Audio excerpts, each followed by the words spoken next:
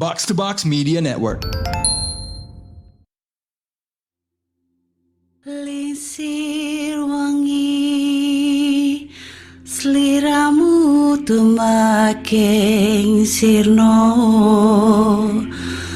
ojo tangikanmu guling awas jo ngetoro aku lagi bang wingo Jin setan kang tak utusi Dadyo sembarang Wojo layu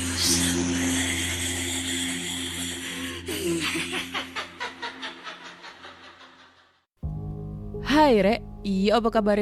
Ketemu lagi dengan si Ana di podcast kisah horor. Dan kita bertemu di episode 297. Dan di episode kali ini aku membacakan cerita horor ataupun email berhantu yang sudah dikirimkan teman-teman melalui podcast kisah horor @gmail.com atau di Instagram podcast kisah horor serta Google Form yang linknya tersedia di bio Instagram podcast kisah horor. Aku udah lama gak pernah melakukan sesi curcol lagi. Jadi sekarang aku mau curcol tentang pengalaman pahit gua kemarin. Jadi hari Jumat, kan Kamis itu kan libur ya, Waisak. Nah Jumat itu kan libur tuh. Jadi waktu itu aku melakukan perjalanan jauh dari Surabaya ke Semarang naik mobil sendirian lewat bawah, tidak lewat tol.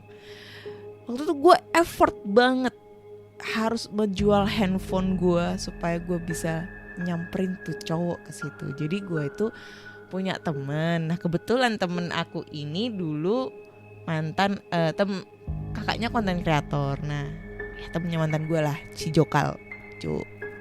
Kok sebutin nama ya? Itulah pokoknya. Nah terus temanku ini ngenalin temennya yang akhirnya kita deket nih ya, walaupun berondong ya, beda 4 tahun lah.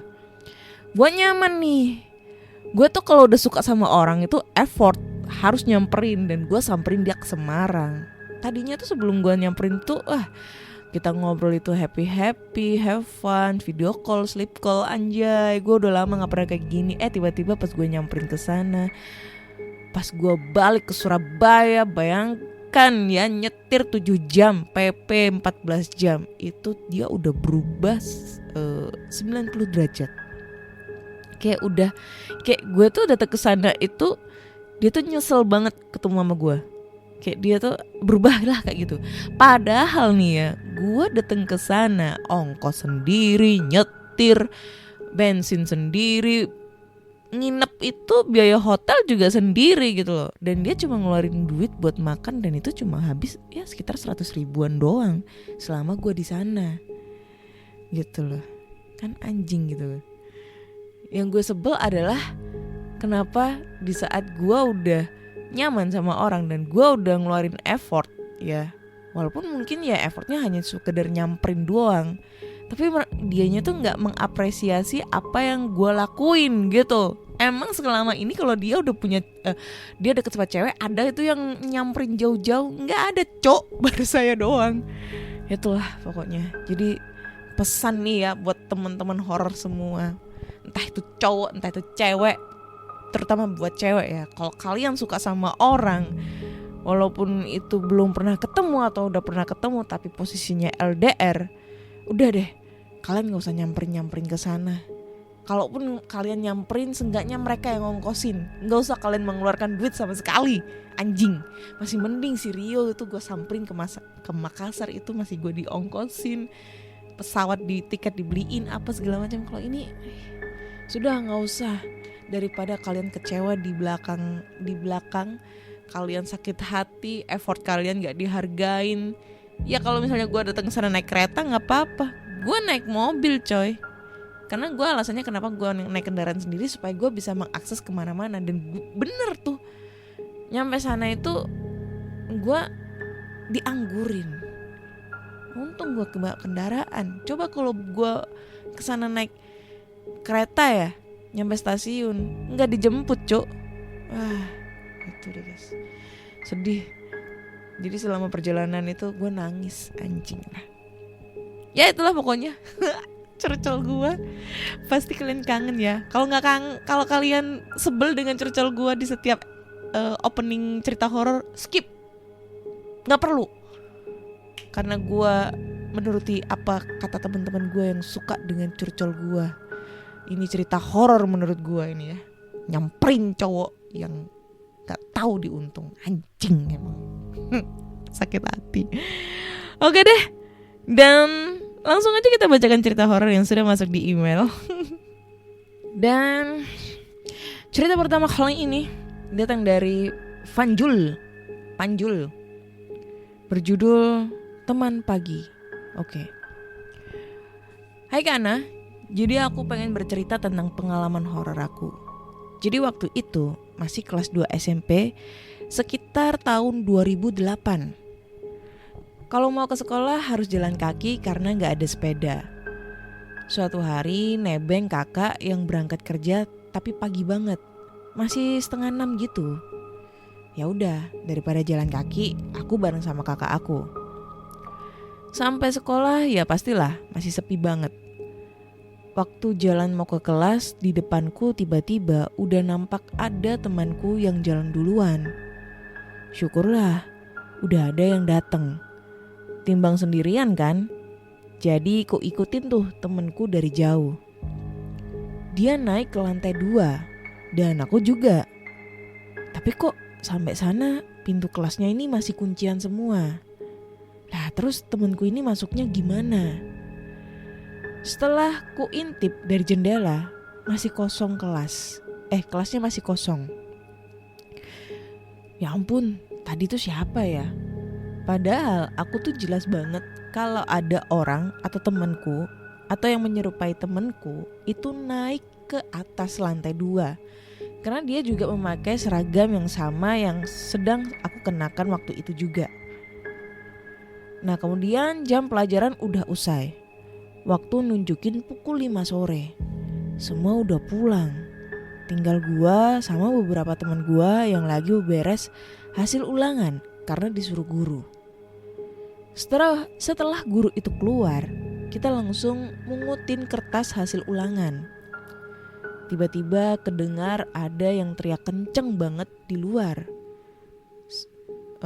Beberapa orang ini kabur, keluar semua ngedatengin suara itu. Ternyata ada seonggok tubuh tergeletak di depan kelas sebelah. Dan ternyata doi ini guru yang udah pingsan di depan salah satu kelas. Waktu sadar ditanyain kenapa kok pingsan, dia bilang di kelas depan papan tulis ada keranda mayat. Dan waktu guru gue lewat, kerandanya ini mulai melayang, kayak ada yang ngangkat. Alhasil dia langsung tiarap di lantai dan pingsan. Kemudian ada kejadian lagi kak. Jadi waktu itu temen gue beda kelas lagi sakit. Terus temennya ngajakin ke ruang BK karena ruang UKS sama BK ini jadi satu. Waktu di dalam ruang BK kan sepi ya, karena gurunya juga lagi ngajar. Pas lagi ketiduran, tiba-tiba temanku nih bangun gegara ada suara wanita nembang Jawa. Pikirnya syukurlah ada yang nemenin. Gak lama kemudian berhentilah tembang Jawa itu. Diganti suara orang mendekati pintu. Lalu klik, suara kunci pintu dibuka. Kemudian ada suara kaki melangkah masuk. Dan syukurlah ternyata itu bu guru BK udah balik dari ngajar. Pas dia nanya temanku udah sehatan apa enggak, temanku malah melongo. Balik nanya, "Bu, tadi ibu nembang Jawa?" Lah, dari tadi ibu ada di kelas buat ngajar, pintunya aja ibu kunci dari luar. Cukup sekian cerita dari aku kak. Mohon maaf kalau ceritanya singkat dan tidak seram. Oke. Ini bukan gak seram ya ceritanya, lebih tidak dimasuk akal. Tidak dimasuk akalnya itu yang mana? Cerita keduanya coy. Nih gimana ceritanya di sekolah ada keranda mayat. Itu yang membuat aku tidak masuk dalam logika cinta ini. Kadang-kadang tak ada logika. Itu ya. Kayak orang sange ya ngomong nyanyinya. Ya itulah, gak masuk akal gitu loh. Kok bisa ini sebuah tempat belajar, sekolah gitu, sekolah menengah pertama, ada keranda mayat gitu. Kalau misalnya ini gurunya ngelihatnya keranda mayatnya itu posisinya ada di ruang jenazah atau mungkin ada di salah satu tempat, kalau biasanya sih di balai RW ya, itu disimpan keranda mayat. Nah itu masih di logika ya. Ini di sekolah gitu loh. Kenapa keranda mayatnya bisa ada di sekolah, malah di depan papan tulis lagi? Mau ngajar nih keranda mayatnya? Kan kita nggak tahu ya. Gitu, gak masuk di akal gitu loh coy. Ya ceritanya itu kayak kurang, bukan serem nih lebihnya, lucu gitu ya. Nggak masuk di logika gitu. Ya cinta ini kadang-kadang gak ada logika.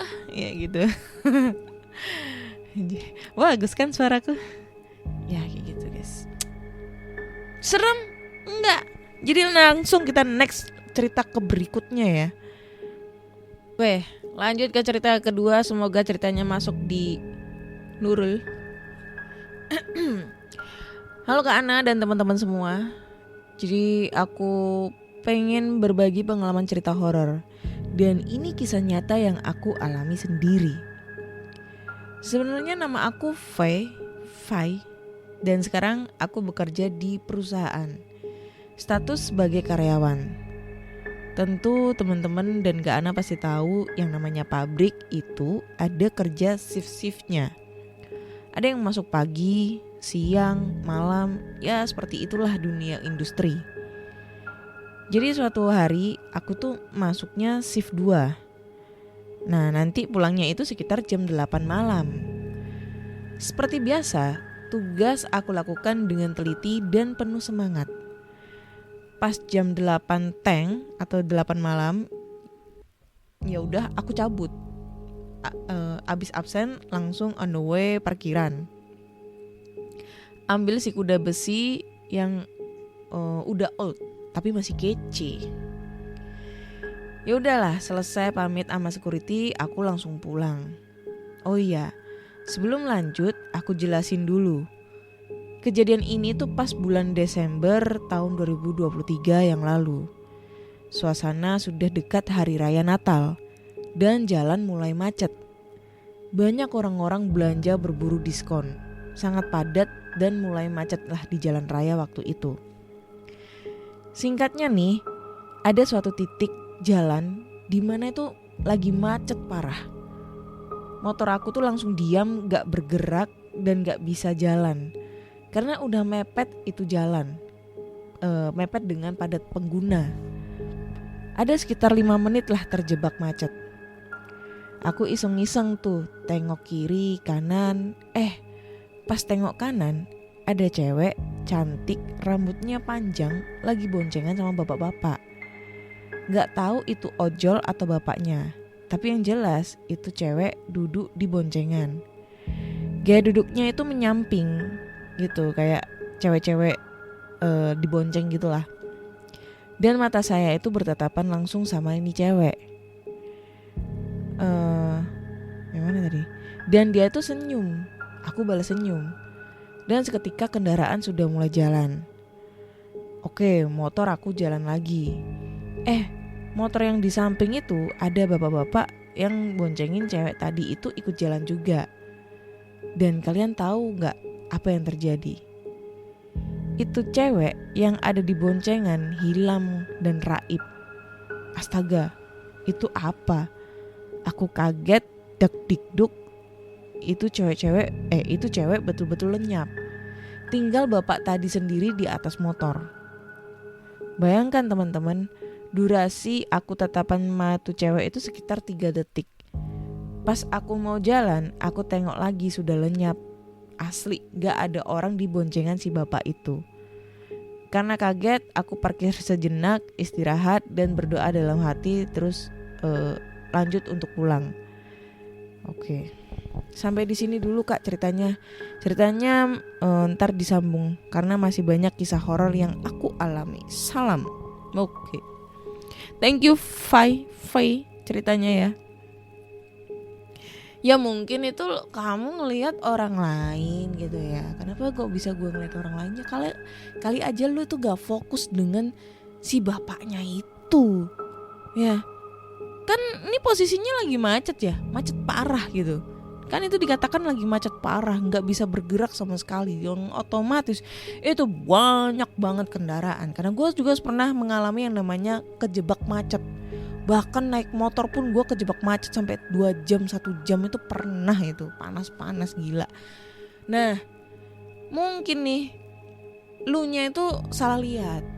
Bisa dibilang karena capek kerja, mata jadi capek, letih, lelah, lesu, lapar juga. Terus posisinya macet yang bikin orang emosi, ya kan? Pasti kalau kena macet kan pasti emosi ya. Nah itu kan pasti juga mempengaruhi pikiran kita tuh, yang akhirnya lu nya jadi halu itu. Yang lu lihat itu pasti cewek, nggak taunya hilang, ya mungkin lu salah ngeliat bapaknya. Seharusnya lu lihat notisnya itu di bapaknya, motornya mungkin. Nah itu motor kadang kan juga banyak yang sama tuh. Nggak mungkin lah motor lu jalan itu ngelewatin orang itu motornya tuh beda-beda, nggak mungkin, pasti sama. Yang membedakan hanya plat nomornya aja. Itu guys. Jadi ya menurut gue tuh lu halu. Mungkin karena efek kecapean ya, pulang kerja terus kena macet, kejebak macet parah, bikin agak meradang emosi gitu mungkin. Sehingga lu nya kayak ngelihat ada orang nih, pas dilihat lagi udah gak ada. Nah, itu yang patut dicurigain. Kayak gitu guys. Kan pernah ya kalian mengalami hal-hal yang seperti itu? Gue tuh pernah mengalami kayak gitu. Cuma gue tidak kayak tadi perasaan gue ngelihat ada cewek, kok sekarang enggak, kayak gitu. Mungkin kayak gue ngelihatnya, wah tadi perasaan gue ngelihat ada bapak ini, kok tiba-tiba berubah jadi bapak ini. Ya mungkin kan karena mungkin orangnya ternyata kesalip, atau mungkin orangnya ternyata udah jalan duluan, sehingga kita tuh gak fokus untuk menamati orang tersebut kayak gitu. Oke Fai, seram? Ya kurang lah. Jadi lanjut ke cerita terakhir ya, cerita ketiga, dan semoga cerita terakhir ini sangat seram. Oke, lanjut ke cerita terakhir dan semoga cerita ini seram ya, tidak mengadi-ngadi lagi cerita horornya. Oke. Judulnya adalah Hantu Tanpa Kepala dari Ajushi. Jadi kisah ini terjadi sekitar tahun 2003 atau 2004, aku lupa tepatnya. Yang pasti terjadi ketika aku masih duduk di bangku kelas 2 atau 3 SMK. Berawal ketika aku sering mendengar banyak kejadian yang terjadi di sekitar warung bandrek atau warban di Bogor. Dari mulai kejadian pembunuhan, pembuangan mayat korban, bahkan sampai kejadian horor di tempat itu. Aku dan kawanku yang satu server mempunyai pemikiran atau sifat yang agak nyeleneh jika mendengar sesuatu yang menurut kami ini menarik dan memacu adrenalin. Kami selalu ingin membuktikan sendiri. Jadi bukan hanya mendengar kata orang. Itulah sifat jelek aku. Selalu merasa tertantang jika mendengar sesuatu yang memacu adrenalin. Aku mempunyai jadwal latihan pencaksilat setiap hari Selasa malam, Kamis malam, dan Minggu pagi. Aku mempunyai rencana dan mengajak kawan baikku, Yusuf namanya, yang biasa aku panggil Ucup, untuk melakukan ekspedisi. Sebelumnya aku telah menceritakan tentang daerah yang akan kami jelajahi nanti.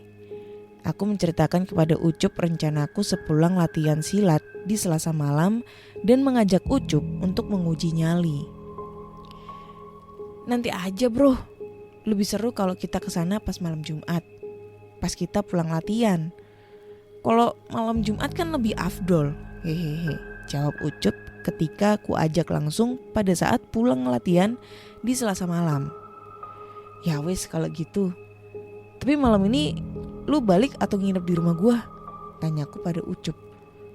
Gue balik aja ke Cibinong, ke rumah gue.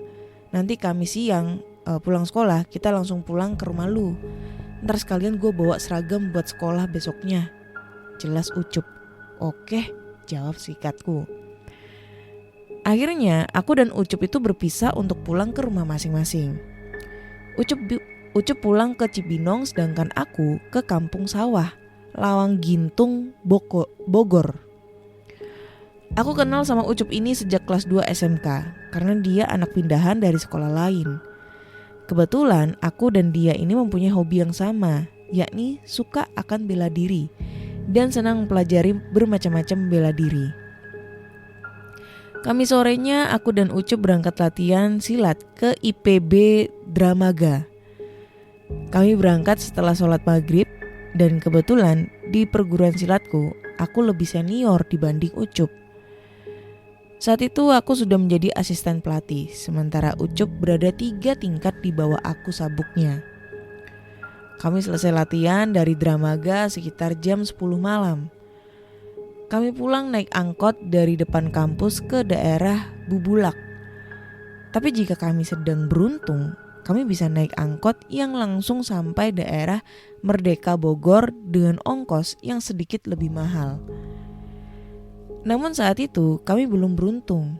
Akhirnya kami naik angkot sampai Bubulak. Lalu kami melanjutkan naik angkot lagi hingga ke daerah Gang Aut. Pembaca yang domisili di Bogor pasti tahulah daerah-daerah yang aku sebutkan tadi. Nah, kami turun dari angkot 02 merah sekitar jam 1 malam. Kalau dalam keadaan normal atau siang hari, dari Dramaga ke Surya Kencana paling 2 jam, bahkan kurang. Cuma untuk kondisi malam agak lama. Bukan karena perjalanan macet, tapi menunggu angkotnya yang agak susah. Setelah turun dari angkot, kami memasuki jalan Gang Aut sedikit. Lalu di perempatan jalan kami berjalan dan belok ke kiri, ke arah warung bandrek yang tembusan jalannya ke jalan NV Sidik. Sambil berjalan aku bercerita bahwa dulu aku sempat tinggal di sini. Kemudian aku juga bercerita tentang rumah angker itu. Aku sengaja bercerita hal-hal menyeramkan untuk menjahili Ucup, berharap dia takut dan meminta membatalkan perjalanan kami. Nyatanya dia orang yang pemberani dan bernyali besar. Kami juga masing-masing membawa senjata untuk menjaga diri. Ucup membawa double stick, sedangkan aku membawa gesper atau sabuk kulit dengan kepala sabuk terbuat dari besi. Karena kami tahu di titik-titik tertentu di daerah ini bukan saja terkenal angker, namun juga banyak cerita tentang orang-orang jahat atau perampok. Mungkin begal istilah sekarang. Selama perjalanan awal sejak perempatan Gang Aut, kondisi masih aman terkendali karena masih terang oleh lampu-lampu rumah penduduk. Sesekali kami pun bertemu beberapa orang yang sedang meronda. Para peronda menyapa dan menanyakan akan kemana kami. Setelah kami menjawab akan pulang ke Gang Cempaka Warna, para peronda malah memperingatkan kami untuk tak meneruskan perjalanan kami dan meminta memutar balik saja atau melewati jalan Surya Kencana yang lebih ramai demi keselamatan kami. Para peronda memberikan penjelasan tentang tempat yang akan kami lewati. Menurut mereka terlalu berisiko. Kami pun memang tahu betul bahwa jalan yang akan kami lewati sangat berisiko tinggi jika dilalui pada saat tengah malam begini. Tapi karena kami bersikeras, akhirnya mereka membiarkan kami melanjutkan perjalanan dengan pesan-pesan baik, antara lain berdoa dan tetap waspada. Setelah melewati lapangan sepak bola, barulah suasana tidak biasa mulai terasa. Kondisi jalan yang berlubang disertai jalanan becek karena memang tadi cuaca hujan.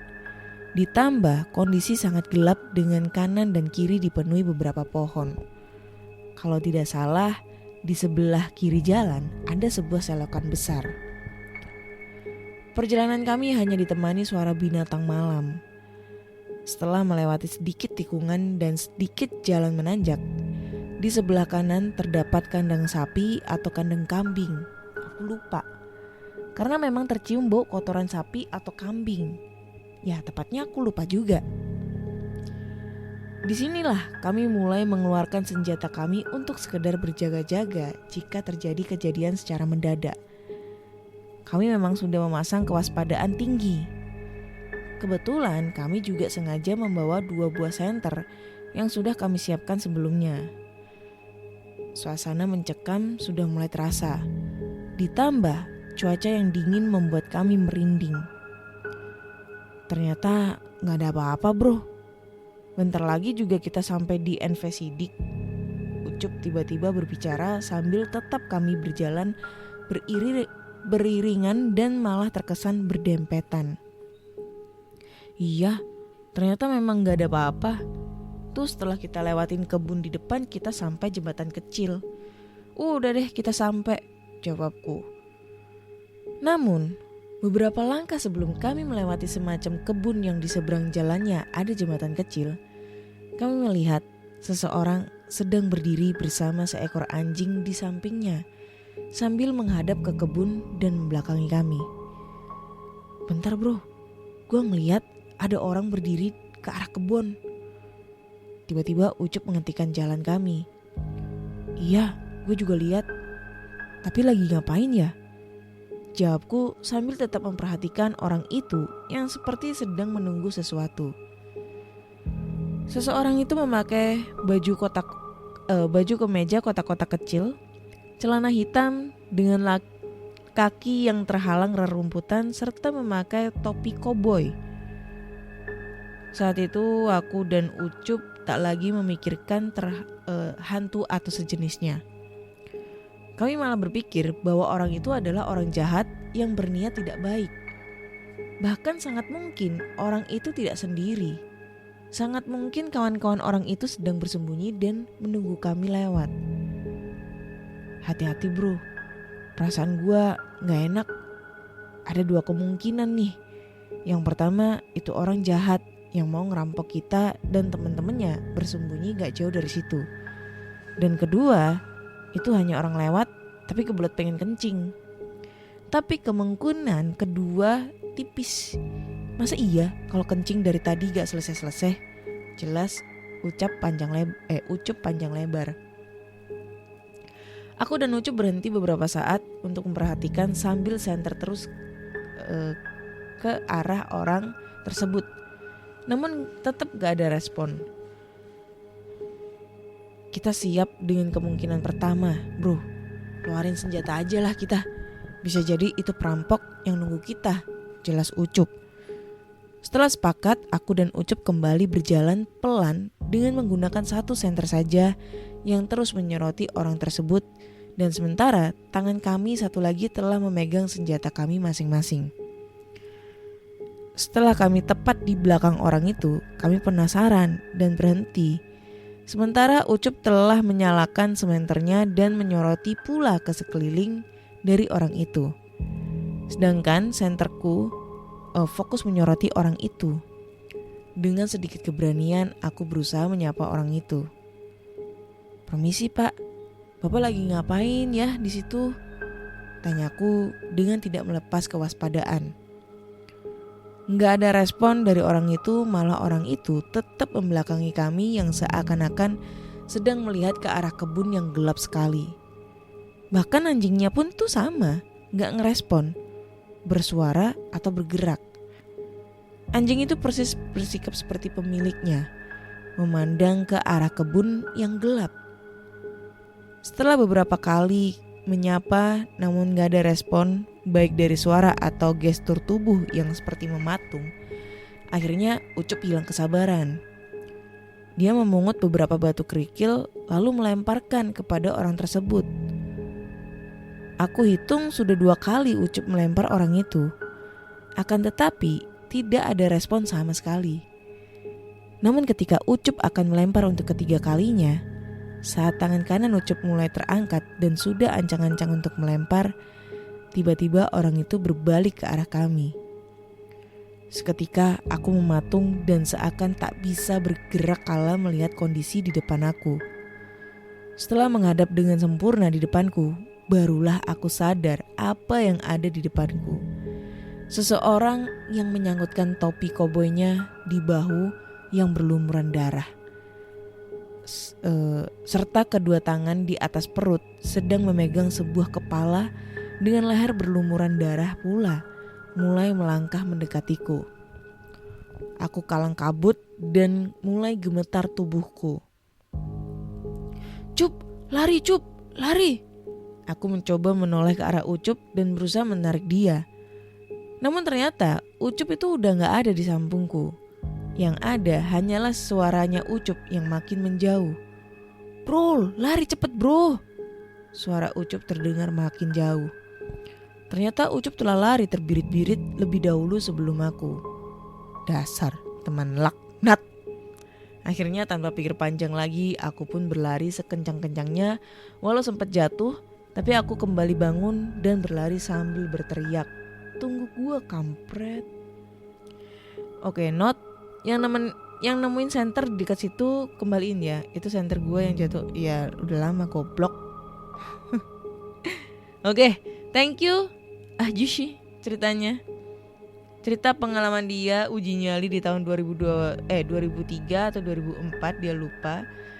Di warung bandrek, dekat warung bandrek. Lokasinya ini sangat detail sekali ya kalau aku sebutkan. Mungkin teman-teman yang domisilinya Bogor pasti tahu itu di daerah mana dan mungkin pernah punya pengalaman kejadian horor apa di situ. Nah, langsung aja tulis cerita kalian ke podcastkisahhoror@gmail.com atau di Instagram Podcast Kisah Horor serta Google Form yang lainnya tersedia di bio Instagram Podcast Kisah Horor. Pengalamannya yang mungkin di cerita ketiga ini adalah membuat aku sedikit agak seram tentang pengalaman horor yang lokasinya ini sering terjadi tempat pembunuhan ataupun tempat pembuangan mayat korban pembunuhan. Nah itu, astaga, ini pasti tempatnya kayak surem gitu ya. Nah itu, aduh sumpah gak bisa ngebayangin. Kalau misalnya gue tuh beberapa kali itu ngelihat berita di Facebook gitu ya. Kalau di Surabaya itu ada namanya S100. S100 itu punyanya Radio Suara Surabaya. Nah itu pasti gue ngelihat postingan-postingan ditemukan sesosok jenazah di kebun A, di kebun B, di sawah A, di sawah B. Itu beberapa hari ini sering banget.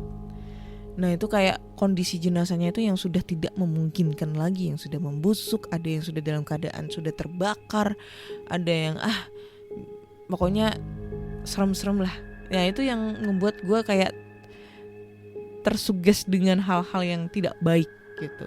Bukan hal yang ketemu dengan sosok setan ini, enggak. Maksudnya kayak anjir lah, sekeji apa sih orang-orang yang sampai menghilangkan nyawa seperti itu. Yang mereka tuh gak berpikir pastinya mereka juga bakal dipenjara gitu loh. Bahkan bisa dipenjara seumur hidup atau hukuman mati gitu.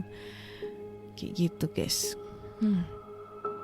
Jadi buat teman-teman semua, dengerin podcast Kisah Horor di Spotify, Google Podcast udah nggak ada, Apple Podcast, Noise, YouTube Musik, dan platform podcast kesayangan kalian. Jangan lupa like untuk podcast Kisah Horor di Spotify, kasih rating bintang 5, dan jangan lupa lihat channel YouTube aku Anha Olive ya. Tentang ya channelnya ini masih belum jalan lagi ya karena handphonenya kan udah dijual tuh buat ngasih effort ke si anjing itu ya. Ya insya Allah lah nanti kita bisa bikin lagi. Kalau ada rezeki nanti bisa beli handphone untuk ya konten-konten lagi guys. Gitu guys. Oke, akhirnya saya Ana undur diri dan terima kasih sudah mendengarkan podcast Kisah Horor. Bye bye.